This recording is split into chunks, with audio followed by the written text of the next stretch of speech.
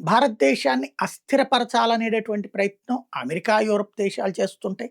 China చేస్తుంటది. Pakistan చేస్తుంటది. ఎందుకంటే నిదానంగా తాబేలులాగా నడుచుకుంటూ ఎదుగుదల వైపు కుందేలులా పరుగులు పెడుతోంది భారతదేశం.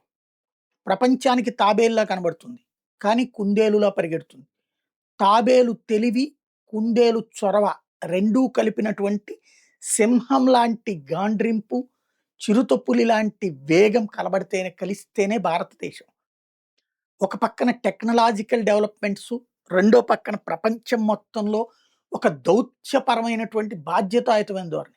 అమెరికా, ఇజ్రాయెల్ కలిసి ఇరాన్ మీద దాడి చేస్తుంటే, ఇరాన్‌తోనూ మాట్లాడగలిగిన చనువు భారత్ దగ్గరే ఉంది.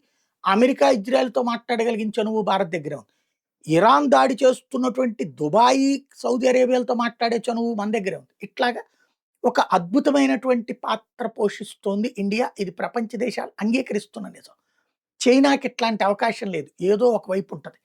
ఇప్పుడు ఆ చైనా తాజాగా మన సరిహద్దు ప్రాంతాలలో ఏదో కదలికలు చేస్తుంది. వాళ్ళకి సంబంధించినటువంటి దళాలని అక్కడికి మళ్ళీ మొబిలైజ్ చేస్తుంది. జేఎఫ్-20 లాంటి యుద్ధ విమానాల్ని తెచ్చిపెడుతోంది. ఇది తైవాన్ మీదకి చైనా వెళ్లి ఆక్యుపై చేసుకునేటప్పుడు అమెరికా వస్తే దెబ్బతీయడం కోసమా? లేకపోతే మరొక గాల్వన్ లోయ, డోక్లాం లాంటి సంఘటనలు ఏదన్నానా అన్నది చూడాల్సి ఉంది.